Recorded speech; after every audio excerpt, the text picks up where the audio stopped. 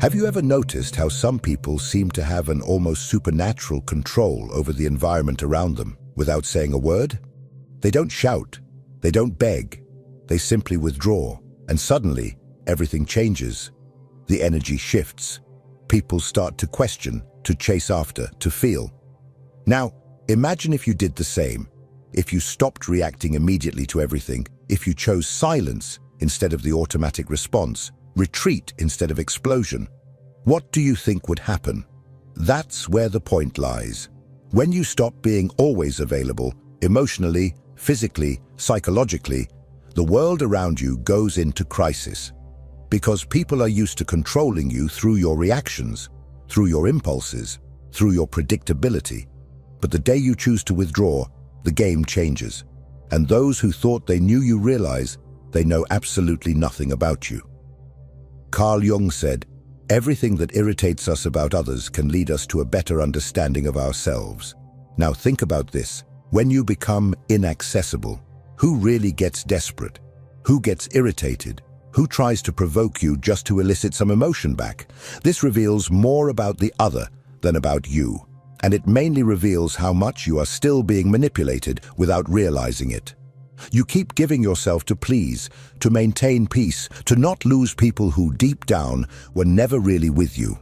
And with every forced yes, every immediate response, every emotional reaction, you give away a piece of your energy. And at the end of the day, what's left? Tiredness, frustration, an emptiness you can't explain, but I'll tell you why. Because you are too available for those who don't deserve even a minute of your silence. This video is not about turning your back on the world. It's about choosing yourself. It's about learning what Jung called individuation, the process of becoming whole, authentic, complete. And this process begins when you understand that silence can be stronger than 1,000 arguments. That withdrawal, when it comes from awareness and not from escape, is an act of power. So I ask you now, looking into your eyes, how long will you continue to be controlled by the emotions of others? How long will you react like a puppet every time someone pokes your wound? Maybe it's time to cut those strings, to withdraw, to become a mystery, because when you stop being available, everything changes. You have been taught to always be present, to respond quickly, to please, to say yes even when you wanted to say no. Since childhood, you have been conditioned to believe that your worth lies in how available you are to others. But here's a truth that perhaps no one has told you with this clarity. This excessive availability is not a virtue. It is a prison. And as long as you continue to think that you need to be accessible all the time, emotionally or otherwise, you will be manipulated, drained, and forgotten as soon as you are no longer useful. Do you know why? Because being always available makes you seem predictable. And everything that is predictable becomes a tool. People start to use you as an emotional emergency button. They press it when they want attention, relief, validation, and then put you back on the shelf. But you don't realize this because you are trapped in an illusion that being present for everyone will make someone be present for you. But it doesn't work that way. Carl Jung spoke about the persona, this mask we wear to be accepted, loved, recognized, and it is exactly this mask that keeps you overly available. You say, "It's okay," when you are suffocating. You respond to messages immediately even when you are exhausted. You explain yourself, justify yourself, defend yourself, as if you owe something to the world. But the truth is that the more you place yourself at the center of others' stage, the more you disappear from your own. Being available all the time is a subtle form of self-abandonment. It is a disguised way of seeking approval, avoiding rejection, trying to control the image others have of you. But this control comes at a price, and the price is your peace.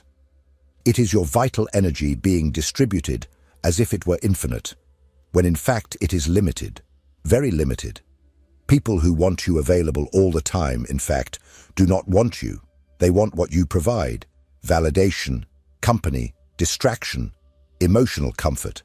But when you change, when you set a boundary, when you refuse to react, those same people get irritated, accuse you, say you are weird. It's not because you changed, it's because you stopped being functional for them. And here's the cruelest point: the more available you are, the less value others give you. Because what is too abundant becomes emotional rag. No one respects what they don't have to earn. No one values what is always there. So now, stop and think. Who truly deserves your time? Who deserves your attention, your presence, your listening?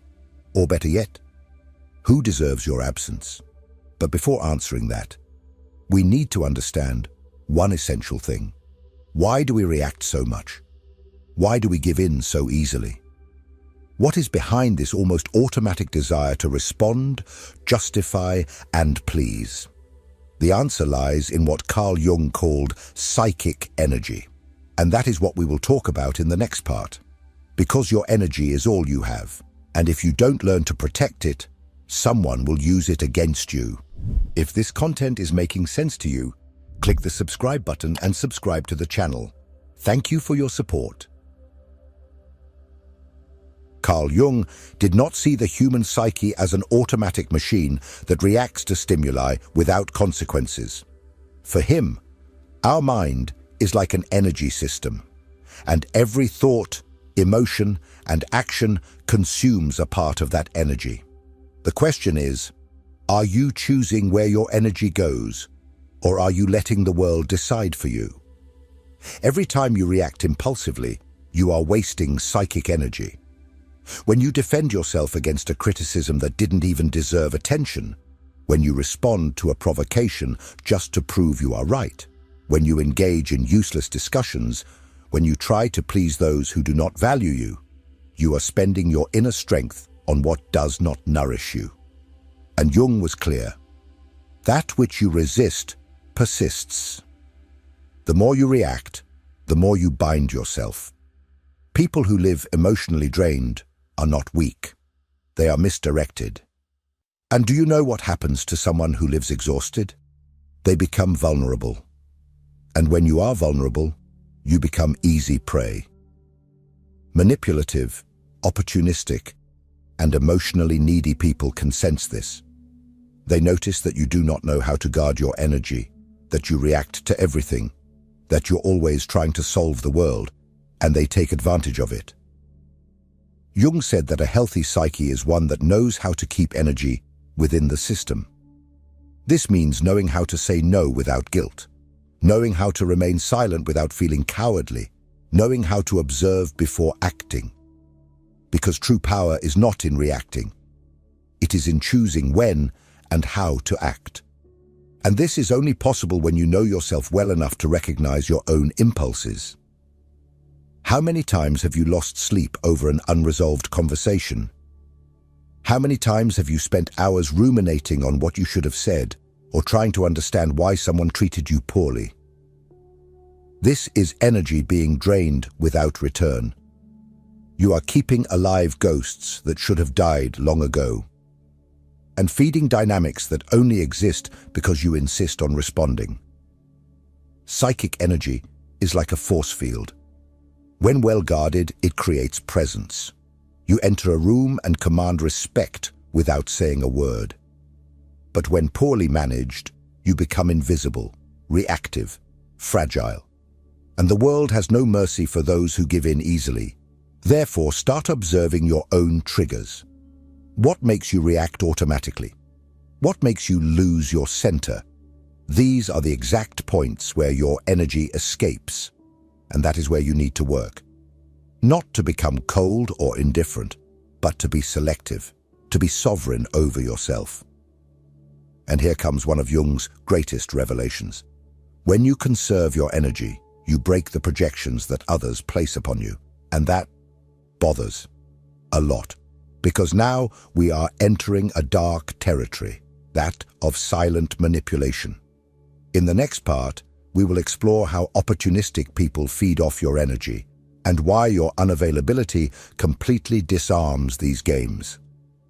Get ready to look into the eyes of those who have always drained you without you realizing it. You think you are in control. You believe your reactions are conscious choices. But the truth is darker. Most of your emotional responses are programmed. And those who understand this manipulate you easily. Opportunistic people don't need to raise their voices, threaten, or force situations. They just trigger the buttons you've left exposed, and you react, always. Carl Jung called this projection. The psychological mechanism through which people project onto others what they cannot see in themselves. But there is another side to this phenomenon that few notice. While others project onto you, you also become the receptacle for these images. And the more emotionally available you are, the more you become a blank canvas for these projections. You know that friend who only reaches out when they are in crisis. That partner who always needs you to save the day. That person who praises you, but only as long as you are useful to them. None of this is by chance. They are not relating to you. They are relating to the idea of you, to the role you agree to play. And why do you agree? Because you are afraid of disappointing, afraid of not being loved, afraid of being abandoned. The most effective manipulation doesn't happen in shouting. It happens in the silence of guilt. When you feel that you owe something to the other, when you believe you need to be available, need to help, need to understand, even when it destroys you inside. And here is the central point. The manipulator doesn't need to control you. They just need you to keep reacting the same way. But when you stop reacting, the game breaks. When you start saying no, responding with silence, withdrawing instead of explaining yourself, the projections begin to crumble. The mask they put on you falls, and this leaves people unsettled because they no longer know who you are, and worse, now they are forced to look at themselves, and not everyone is prepared for that. Your unavailability is a threat because it forces others to confront their own emptiness. The silence you offer reveals the internal noise they don't want to hear. And then comes the attack, the criticism, the emotional drama. Not because you are wrong, but because you stopped serving as a convenient mirror. Jung said, "We do not become enlightened by imagining figures of light, but by making the darkness conscious." When you withdraw, when you stop feeding the cycle, the other's shadow begins to emerge. And this is unbearable for those who have always used you as an escape. But what about you? Are you ready to deal with the discomfort of being misunderstood, rejected, or even attacked for protecting yourself? Are you ready to endure the silence that comes after the rupture? Because it is precisely in that silence that a new kind of power is born. And that is what we will talk about now. In the next part, you will understand why silence can be the most devastating weapon of the human psyche, and how it completely changes the dynamic between you and the world. The modern world is noisy. Everyone wants to be heard, wants to respond quickly, wants to win pointless debates and prove their point, even if it costs them their own peace. But there is a power that few know, and even fewer master. The power of silence. Not the silence of passivity or cowardice, but conscious, strategic, brutally lucid silence. The kind of silence that is not absence, but amplified presence. Carl Jung saw silence not as a void, but as a fertile ground for inner transformation. When you stop reacting, you begin to observe. And by observing, you see patterns that previously went unnoticed. Emotional repetitions, manipulation games, cycles of self-sabotage. Silence allows for lucidity. And lucidity is dangerous for those who live to control you. Have you noticed how some people panic when you don't respond? When you don't explain yourself? When you simply disappear? It's not because they miss you. It's because your silence takes away their narrative control. While you speak, you are still in the game. But when you are silent, you change the rules. And that unbalances anyone who thrives on your reaction. True silence is not the absence of voice. It is mastery over one's own energy. It is the refusal to be dragged down by someone else's emotions. It is the conscious choice not to engage in battles that are not worth your wear. Jung said that individuation, the process of becoming who you truly are, requires this distancing, because only in silence can you listen to yourself without the world's interference. But don't be fooled. Silence has a price. It will distance you from people who only valued you for the role you played. It will make you incomprehensible to those who only saw you through their own projections. It will make you seem cold, distant, arrogant. But all of this is a reaction from those who never wanted to deal with your depth, only with your utility. And here is the hard truth. The more you mature, the more selective you become with your words, because you understand that each sentence is an energetic investment, and not everyone deserves access to your truth. Sometimes silence is not retreat. It is sovereignty. It is the language of those who no longer need to prove anything to anyone. Silence is uncomfortable because it forces the other to deal with their own thoughts, with their own internal noise, and this discomfort reveals more about them than any argument of yours could reveal. You don't need to explain your absence. It explains itself, and those who feel threatened by it reveal how much they depended on your imbalance to maintain their own control. But the most powerful silence is not the one that disturbs the other. It is the silence that reconstructs you from within. The silence that connects you to something beyond external approval. It is in this internal space, free from others' demands, that you begin to recover your vital energy, to reconnect with your essence. And this is precisely what we will talk about in the next part. Because it's not enough to just cut out external noise, you need to relearn how to use your energy consciously, to choose where it goes, where it stays, and most importantly, where it should never be wasted. It's time to learn to be selective with your own soul. If you're in the process of reclaiming your energy and setting boundaries, you'll find real value in my book, Beyond the Shadow. It breaks down Jung's most important ideas and gives you tools to protect your energy, set boundaries, and reconnect with your true self. Link is in the pinned comment. It's no use understanding all of this intellectually if, in practice, you continue saying yes when you mean no, responding to messages that bother you, participating in empty conversations, and maintaining relationships that only exist out of inertia. Awareness without action is just another form of self-deception.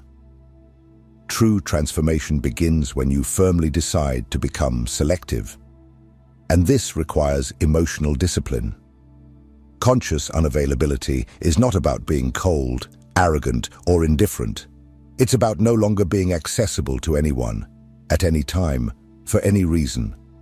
It's about taking control of your own energy, your own time, your own peace. And this starts with small actions, not responding immediately, breathing before reacting, leaving a discussion before being dragged into chaos, turning off your phone without guilt, saying, "Not today," saying, "I'm not interested," saying, "I won't get involved." But here's the most important part. You don't need to justify your absence. You don't need to explain your silence. You owe nothing to anyone but yourself. And this, for many people, is unforgivable. Because when you refuse to explain yourself, you take away the other person's power to keep you within an emotional narrative where you are always the helpful, understanding, accessible one. Carl Jung understood that every process of individuation goes through isolation. But not a depressive isolation, a sacred isolation, a time of inner retreat where you relearn to listen to your own voice without the world's interference, where you rebuild your identity not based on the gaze of others, but from your own center. Want to know a good thermometer for your evolution? Observe who starts to distance themselves from you when you become more reserved. Observe who tries to provoke you when you stop reacting. Observe who accuses you of having changed when you finally start to protect yourself. These are not signs that you are wrong. They are proof that you have begun to free yourself. Being unavailable is uncomfortable at first. You will feel guilty. You will think you are being selfish. You will hear that you are being too harsh. But this is part of the deconstruction process. You have spent your life being conditioned to put yourself second. It's natural that change causes discomfort, not only in you, but in everyone who benefited from your old version. Conscious unavailability is the foundation of self-determination. When you say no to the world, you are saying yes to yourself. When you withdraw from a toxic environment, you are reaffirming that your peace is worth more than any false connection. And when you stop explaining yourself, you begin to be respected, even if it's by few. But not everyone is ready for this type of presence, because your emotional absence will expose wounds they do not want to face. It will reveal how much they depended on your emotional chaos to feel in control. And it is at this moment that the rupture comes. And with the rupture comes the pain, the loneliness, the estrangement, the feeling that you are losing something, when in fact you are just freeing yourself. But what happens after that? What comes after the distancing? What is born from the silence? In the last part, we will talk about this, about the rebirth that only happens when you have the courage to be misunderstood, to be alone, and to become whole on your own. It's time to understand why the loneliness of the strong is the path to true freedom. When you stop being available to everyone, something profound begins to happen. First comes the silence, an uncomfortable silence that seems to scream inside you. You wonder if you did the right thing, if you are being too harsh, if you are losing people who liked you. But gradually, this silence transforms. It begins to cleanse, to calm, to heal. And then comes solitude, but not the solitude of absence. It is the solitude of total presence, your own. The solitude of the strong. The solitude of one who no longer betrays themselves to keep others close. And in that space, where there was once confusion, clarity enters. Where there was once anxiety, peace enters. Where there was once neediness, a new kind of strength enters. The strength of being whole within yourself. Carl Jung said that the process of individuation, becoming who you really are, requires you to distance yourself from the collective, that you disidentify from the mask, that you walk alone for a while. And that is exactly what you are doing when you decide to become unavailable. You are not fleeing the world. You are returning to yourself. It is at this point that you stop being a reactor and become a creator. You cease to be shaped by circumstances and begin to shape your reality from within. The people who feel uncomfortable with your absence, they reveal that they never wanted you. They wanted the role you played. And now that you no longer fit, they don't know what to do with you. And that is liberating. You will lose people, but you will find yourself. You will distance yourself from places, but you will reconnect with your essence. You will become misunderstood. But finally, you will begin to be respected. Because when you are no longer available for anything, you become valuable, rare, unforgettable. And don't be fooled, this is a rebirth, a new beginning, the start of a life where you are no longer available for emotional crumbs, for mind games, for voids disguised as affection. Now you only accept what resonates with your peace, with your truth, with your wholeness. And if you have made it this far, it's because a part of you is already ready for this new path. A part of you has already understood that being loved means nothing if, for that, you have to abandon yourself. And that true self-love begins when you choose yourself, even if it costs you to be alone for a while. Now tell me in the comments, are you ready to be misunderstood, rejected, or even hated in the name of your inner freedom? Are you willing to pay the price of being you? If this message touched you, if it made sense, write in the comments, I choose my peace. Let's see how many here are ready for this transition. And don't forget, keep watching the next video. It's important, much more than you imagine. See you there.